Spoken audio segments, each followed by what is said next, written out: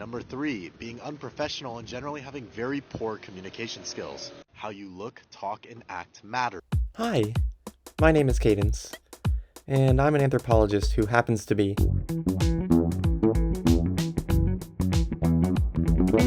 I want to present you with the conclusion of this project first. I believe there exists no meaningful distinction between the societies created by roleplay and the societies in which people live their daily lives, other than that the real world is compulsory under threat of death. Your first feeling hearing this is likely doubt, and that's good. Maybe you feel that's too generalized, too hyperbolic, and too subjective. I want you to hold on to those feelings and not to let me convince you so easily. This video is about analyzing ethnographies of roleplay systems in actual play societies. An ethnography is a type of cultural analysis that involves observing people living out their lives in a certain space naturally. The researcher participates in the space they are researching, in order to grasp people's motivations, values, and customs from their own perspective. I use society to mean the metaphysical reality that exists on top of and intermixed with both the fictional world, that is created by the rules of a roleplay system, and the real world. It might be best to imagine it not as a thing, per se, but as a process. It is not just the collection of people who exist under certain rules that create a society, but how they choose to act because of those rules, and how those actions iterate and reinforce on those rules. This is a oversimplified version of performativity theory. Before diving into any examples, I want to make it clear that I'm not arguing that roleplay reflects reality on a surface level, although it certainly does. Yes, it is very interesting that players' responses to World of Warcraft's Blood Plague are an accurate reflection of real anti-epidemic measures. Rather, for this video, I am asserting that our daily lives are full of roles, characters that we are incentivized by design to morph ourselves into and out of as needed. Secondly, I am asserting that this is a powerful analogy for existing in social space as an autistic individual.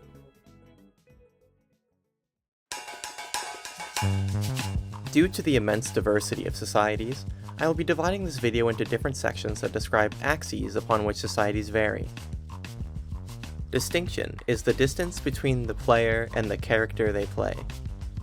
How much of the real person seeps through into the fictional world, and how much of the fictional world seeps back into the real world. In their paper on player-character intersection, Oscar Milik writes on the concept of persona. Persona is a social front, in the dramaturgical sense, based upon an individual's accessible features. Rather than being an avatar with their actions wholly online, or a real person walking around in the real world, a persona is a construct that assists the individual to create consistent communication with others. The reason for this is that the persona provides a social actor with relative consistency for interaction that isn't inherently based on qualities of the self, but rather on adopted qualities in other social constructions. Those are a lot of big theory words, so let's break it down using ethnographies of Dungeons & Dragons, arguably the most popular traditional role-playing system. D&D is, compared to other games we will discuss, relatively distinct. Players are not just capable of, but encouraged to, design characters of different genders, backgrounds, and values than their own. Those characters will go on to experience a planned, linear, and fictional story in a fictional world. This fictional story is the social construct from which players adopt qualities of their persona from.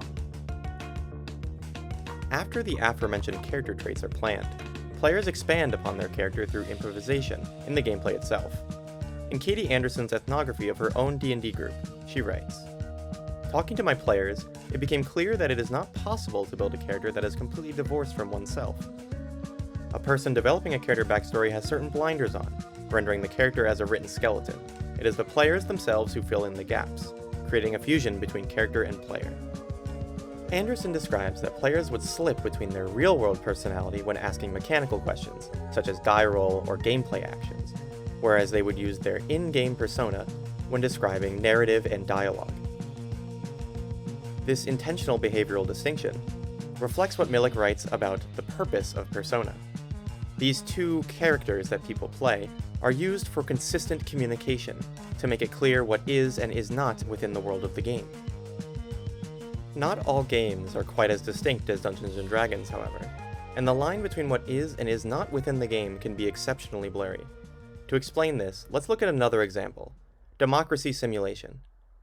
For this entire video, I will be relying heavily on the work of Trolligarch, who makes fantastic digital ethnographies, and I highly recommend you watch all of the videos that I reference in this video. A democracy simulation is a self-governing forum, game server, or Discord server that attempts to recreate the functions of a real democratic government. Players act as, and run for office as, politicians and judges, or act as regular citizens who vote for them. They write a constitution and laws that must be followed to continue existing in the same shared space.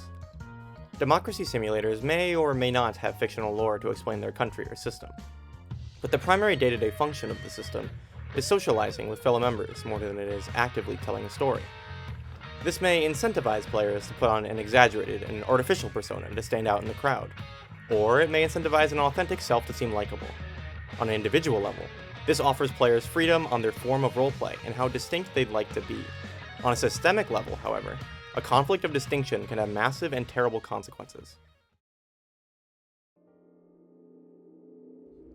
In this video, Trolligarch gives the example of the Habbo White House, a simulation inside of the social MMO Habbo Hotel. The White House has strict rules on what crimes can be prosecuted, how evidence can and cannot be presented, and what the punishments are allowed to be. This system, while bureaucratic, works for crimes of gameplay taboos, like alt accounting. A system that does not account for distinction and lumps all behavior under the umbrella of game, like this one, shatters on contact with real-life crime. When the president of the Habbo White House was credibly accused of various predatory acts, the prosecutors in charge of getting them impeached and banned from the space were simply overwhelmed with broken in-game rule after broken in-game rule. Clearly, this was an out-of-game matter that needed to be handled with swift, indecisive action. But to break character, to use the proper persona for the discussion, the distinct real-world one, was a social taboo too great for the prosecutors to reasonably convince anyone in power to do anything. This might sound too absurd to be applied to any other place in reality. You, the viewer, understand that harassment is a much bigger deal than a fictional democracy. It's something that was constructed, it's arbitrary. We can ignore the rules of it because it's not real. However, this clearly mirrors two important things. One, the social rules of real corporations, and two, the negative treatment of non-masking autistic individuals within corporations. Unlike other democracy simulations, the Habbo White House is not technically arbitrary. It exists in a competitive capitalist system, and carved out a niche for it to generate profit in the form of in-game currency. Clearly, in the pursuit of that profit, social hierarchy takes precedence over worker safety. I ask you then, is there any meaningful distinction between the Habbo White House and a real-life corporation? A real-life corporation is just as arbitrary as the Habbo White House is, yet it controls whether its workers get to eat the next day. In the UK, the Office for National Statistics showed an employment rate of autistic adults to be only 29% in 2021, compared to the general public having a 95% employment rate. In a qualitative study exploring why this may be the case, Browers et al. Write about themes that appeared strongly in the dataset. The second sub-theme related to a negative work atmosphere was unwillingness and inflexibility from people in the workplace to make personalized exceptions that benefit the autistic workers' needs. Even if participants communicated assertively about their needs, they often found workplace stakeholders, for example, supervisors, coworkers, and human resource personnel, unwilling to adjust their own behavior or existing work routines. The fourth sub-theme found relating to a negative workplace atmosphere was social turmoil and tension in the work environment. In both groups, many believed that their sustained employability was negatively influenced by social tensions in the team, office politics, social power games, hidden agendas, or upcoming reorganizations. Let's step outside the realm of academia for a second and interpret what that really means. One of the primary symptoms of autism is difficulty understanding and/or executing social rules and patterns that are expected to be automatic. Often, autistic people are forced to manually control every element of their social behavior in order to properly fit in. This is known as masking. The masked persona is distinct in behavior from the real one, and it is exhausting to perform. When autistic people fail to conform, or even worse, question the social order and hierarchy of the workplace, they are deemed unfit for employment. Autistic people are breaking the taboo of going out of character in the workplace, where they are expected to abide by the constructed reality.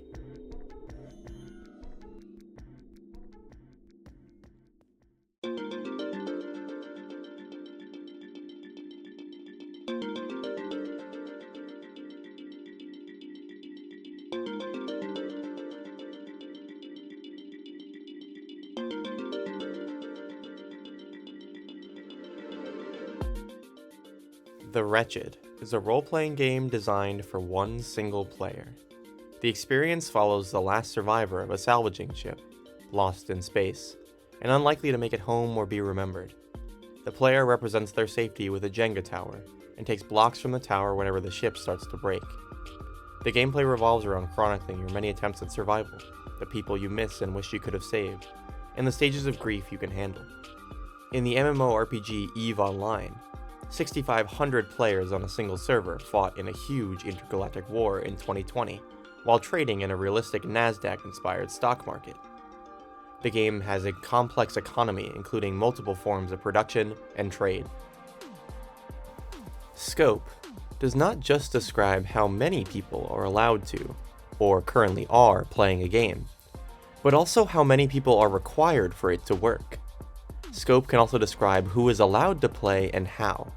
Is there an investment of time or money? Are there any restrictions on age, language, identity, or values? EVE Online's scope is not impressive because of its raw player count, but rather because of its economic specialization. Players act as full-time miners, traders, mercenaries, soldiers, or executives in complicated corporations. Without all of these groups working in tandem, the society and intended gameplay experience of EVE Online would fall apart, and there wouldn't be much of a game left.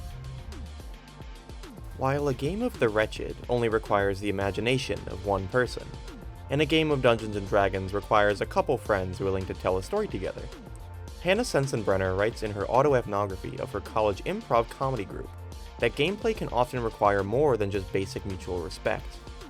Like Dungeons & Dragons, improv comedy is simply a world players must buy into, with structured rules on how and how they cannot act. I was jealous of the two perms in the scene, watching them converse with each other and move about a make-believe reality as if it were their own reality. I wanted so badly to be a part of their make-believe world, and I knew the only way to get there was to practice tirelessly and be prepared to fall on my face time and time again in front of a live audience. The scope of this improv troupe is not just its amount of players, but a selection of players who have the skill to be a part of it, the passion to continue improving, and the willingness to follow its rules. In the previous section, we described societies with distinction between two personas. In improv, it seems more accurate to describe three: the real world, the hierarchical social structure of practice and performance, and the make-believe world of the improv games themselves. You might expect that the third category would be the most discomforting, as it requires the most skill. But it was while within the second category that scope became a piece of constant stress for Sensenbrenner. The frightening idea of being cut from the troupe was constantly running around my mind, and the perms never let the probies forget that we could be cut at any time throughout the semester. She then goes on to say, the perms seemed like this untouchable group of comedian friends, especially when they were all gathered on the glorified left side of the room from the probies. The left side of the room was this holy land. Only those well-versed in the holy scripture of improv could enter into the holy land. Until then, stay on the right side of the room, peasant. It created a powerful divide that made every practice slightly uncomfortable and intimidating. However, what felt most odd to me was that I, a successful, smart, 23-year-old graduate student who knew she was funny, was intimidated by, and looking for validation from, a small group of college students. Here, we see an extremely illustrative overlap of the first two axes. First, there is a distinction between Sensenbrenner's social expectations as a grad student around undergrads, and Sensenbrenner's social expectations as a new member of the troupe. Second, the scope of the troupe being only those with the skill to be there, means that the permanent members have power in the practice layer, even if they don't in the real world. It might seem silly to you that I'm so excited at the realization that there exist different social contracts in different groups, but let's dig even deeper using the lens of scope. Remember that scope also asks at what point people buying into and out of the world of roleplay begins to break the society's function.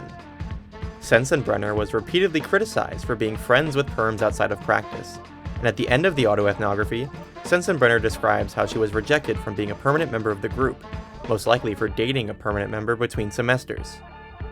Does this mean Sensenbrenner stopped buying into the world of the second layer, or that the new perms in charge did? What values does the scope of the improv troupe reflect? In EVE Online, despite it being against terms of service, there is a massive economy of real money trading. After all, the in-game economy takes a ton of time and work to function, and resources are limited by that time. The economy creates trillions worth of in-game currency that pool in corporations, who cash it out or gamble it.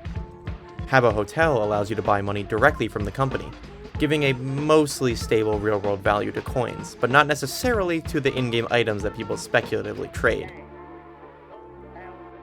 This goes to show that regardless of the scope of the game, whether it's gate-kept or open, large or small, issues of distinction continue to pop up.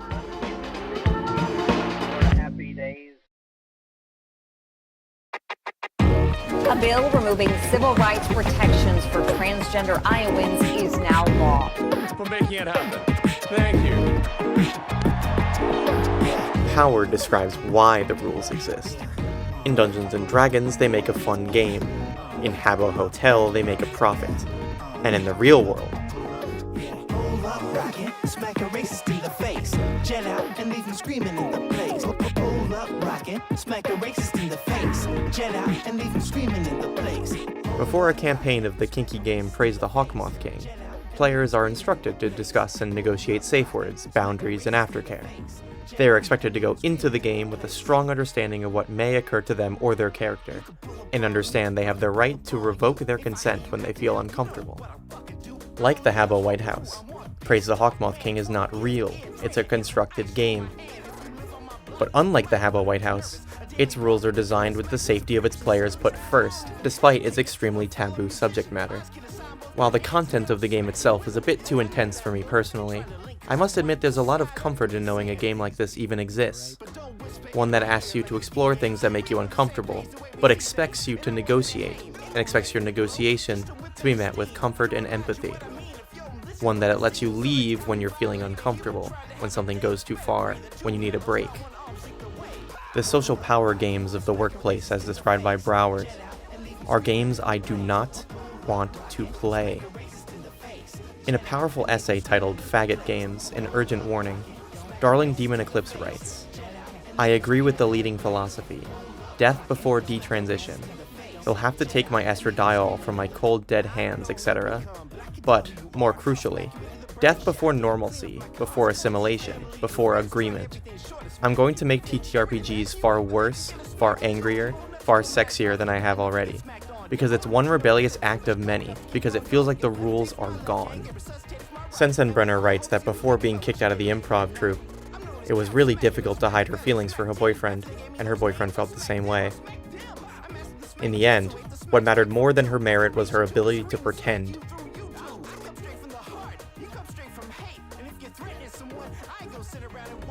If our workplaces, our governments, places we understand things just feel wrong, or we're forced to act different than who we really are simply roleplay, then they're things we can homebrew, we can change, we can negotiate, or we can stop playing.